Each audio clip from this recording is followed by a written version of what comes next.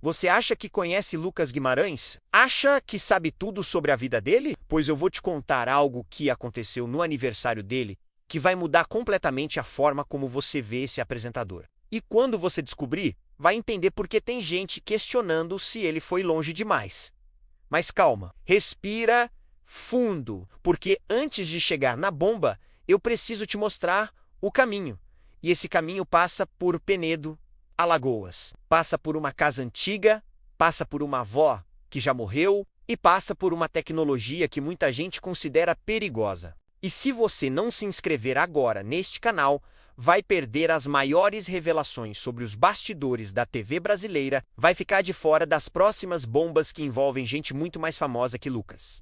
Gente que você idolatra, gente que você defende nas redes. Então para de enrolar e aperta esse botão vermelho, porque quando a verdade vier à tona, você vai se arrepender de não ter acompanhado desde o início. Lucas Guimarães completou mais um ano de vida, dia 21 de janeiro.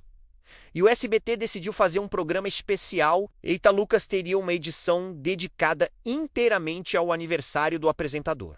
Até aí, nada demais, né? Apresentador ganha programa especial de aniversário. Acontece direto na TV brasileira. Eliana ganhou. Silvio Santos sempre ganhou. Fátima Bernardes ganhou quando estava na Globo. Mas o que o SBT preparou para Lucas foi diferente. Muito diferente. Perigosamente diferente. Porque não foi só festa.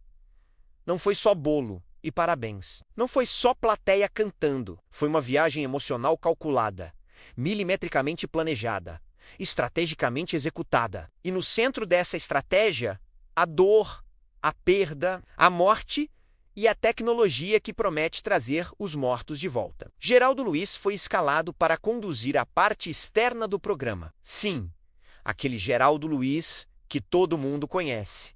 Apresentador veterano, especialista em histórias emocionantes, mestre em arrancar lágrimas do público. E para onde Geraldo levou Lucas? Para Penedo, a cidade onde Lucas nasceu, a cidade onde ele cresceu, a cidade onde ele perdeu tudo que amava.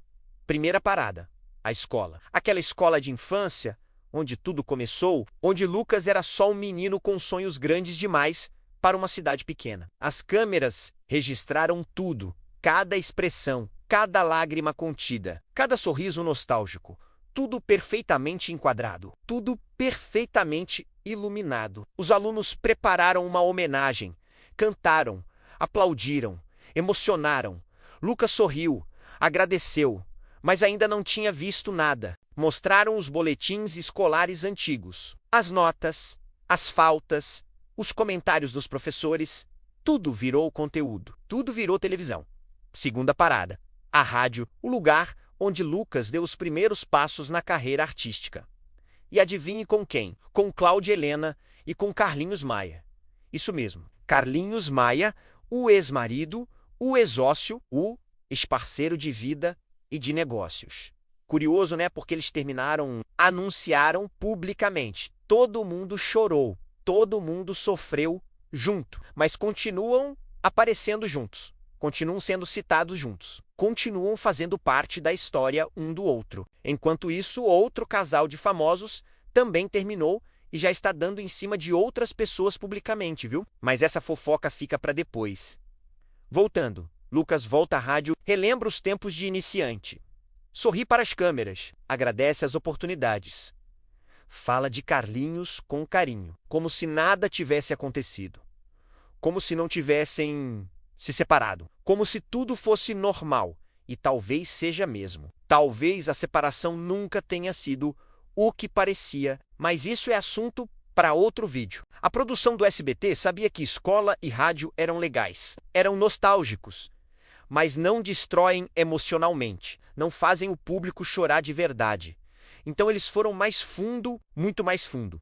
Terceira parada, a mais importante, a mais dolorosa. A casa da avó de Lucas, a avó que já morreu, a avó que criou ele, a avó que não viveu para ver o sucesso do neto na televisão. As câmeras entraram na casa, percorreram os cômodos vazios, mostraram os objetos antigos, a mobília que ninguém mexeu. E então chegaram na sala. Aquela sala onde Lucas passava horas assistindo televisão quando criança, sonhando, imaginando, planejando um futuro que parecia impossível. Foi ali que ele prometeu, ainda menino, assistindo TV com a avó, que um dia seria um grande apresentador. Geraldo Luiz conduz a narrativa com maestria, faz as perguntas certas, nos momentos certos, com o tom certo.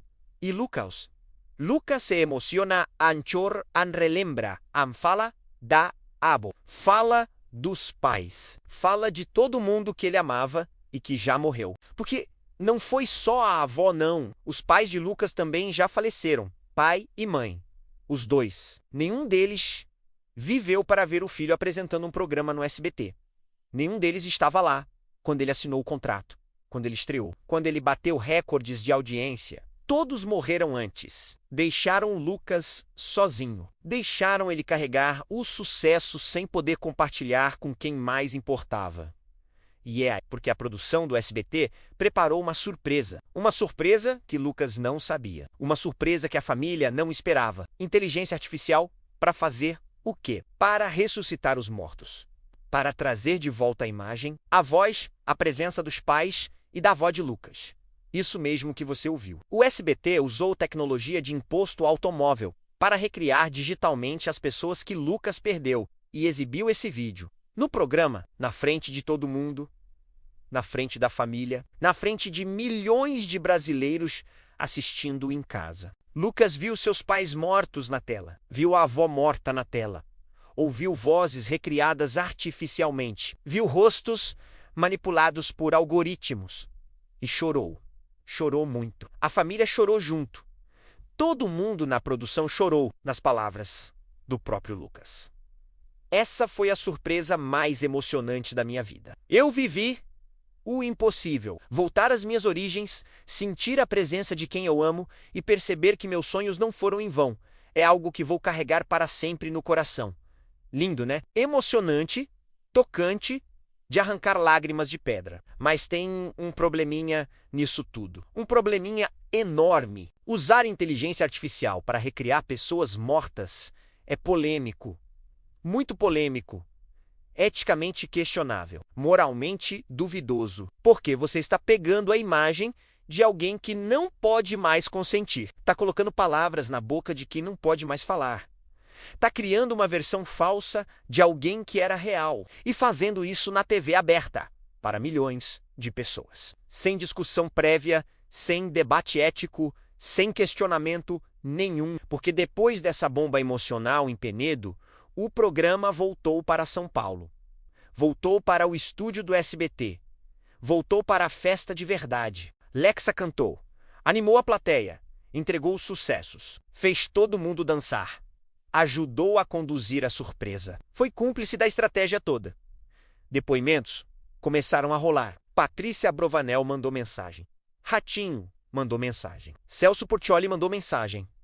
Claudia Leite apareceu. Maiara e Marais apareceram. Mickey Daniel apareceu. Todo mundo mandando parabéns. Todo mundo elogiando Lucas. Bolo Gigante entrou no palco. Parabéns. Foi cantado. Plateia vibrou. Tudo perfeito. Tudo ensaiado. Tudo calculado para gerar o máximo de emoção e engajamento possível. Mas aí eu te pergunto, vale tudo por Ibope? Vale tudo por audiência? Vale tudo por emoção na telinha? Porque usar imposto automóvel para recriar mortos é um caminho sem volta. É abrir uma porta que talvez não devesse ser aberta. Hoje foi a avó e os pais do Lucas. Amanhã vai ser quem?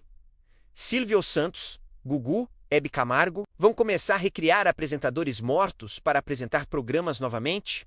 Vão botar palavras na boca deles? Vão fazer eles venderem produtos que nunca venderiam em vida? Onde termina a homenagem e onde começa a exploração? E tem um outro detalhe que ninguém está falando. Ninguém está questionando. Lucas consentiu com isso? Ele pediu para ver seus pais recriados artificialmente? Ou a produção decidiu sozinha e apresentou como surpresa?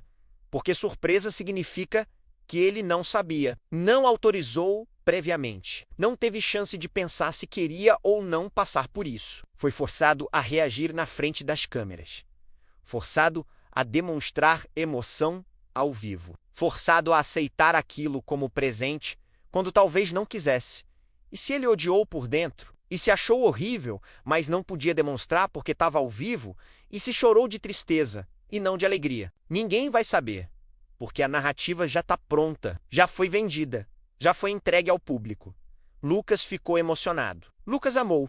Lucas achou a coisa mais linda do mundo. Ponto final. Mas e a família? Será que todos concordaram? Será que todos acharam bonito ver parentes mortos recriados digitalmente? Ou teve gente que achou invasivo, perturbador, errado? Ninguém perguntou, ninguém questionou. A TV decidiu que era lindo e pronto. E tem ainda outro ângulo nisso tudo. Um ângulo que pouca gente percebeu. Por que agora? Por que fazer esse especial tão carregado emocionalmente justamente agora? Lucas está em alta. O programa Eita Lucas está indo bem. Renovação de contrato. Audiência crescendo. Então por que investir tanto numa edição especial de aniversário? Por que gastar com produção em Penedo? Por que usar tecnologia cara de inteligência artificial? Simples sim, porque funciona. Porque gera audiência. Porque faz o público chorar. E público que chora é público que volta, que comenta, que compartilha, é estratégia pura. Marketing emocional no seu nível mais avançado. Pegar a dor do apresentador, a perda dele, o luto não resolvido, e transformar em conteúdo, em produto, em ferramenta de engajamento. E olha, não estou dizendo que Lucas é vítima inocente nisso tudo, não. Ele sabe muito bem como o jogo funciona. Ele construiu carreira nas redes sociais, vendendo a vida pessoal. Ele e Carlinhos Maia expuseram tudo. Relacionamento, brigas, reconciliações, término. Lucas sabe que emoção vende. Sabe que tragédia pessoal vira views. Sabe que lágrima vira like. Então, quando o SBT propôs fazer esse especial, ele topou, aceitou, abraçou a ideia, mesmo sabendo que ia doer, mesmo sabendo que ia mexer com feridas, mesmo sabendo que ia expor a família inteira, porque vale a pena, porque fortalece a imagem dele, porque humaniza, porque cria conexão com o público. E não é só ele não, viu? Tem mais gente na TV brasileira fazendo exatamente a mesma coisa, vendendo dor, vendendo perda, vendendo tragédia. Reality shows inteiros são construídos em cima de sofrimento alheio. Programas de auditório vivem de histórias tristes. Telejornais exploram desgraças diariamente. Mas quando você coloca inteligência artificial no meio, quando você começa a recriar pessoas mortas, aí a coisa vai para outro nível. Porque não é mais só contar a história, é fabricar presença, é inventar encontro, é simular algo que não existe mais e vender isso como real, como verdadeiro, como emocionante. Quando, na verdade, é tudo artificial, tudo programado, tudo algorítmico. E agora chegamos na parte que eu prometi lá no começo, na bomba que eu deixei guardada esse tempo todo. Prepare-se, porque o que vem agora muda tudo que você acabou de ouvir. O que Lucas Guimarães fez no aniversário que ninguém esperava.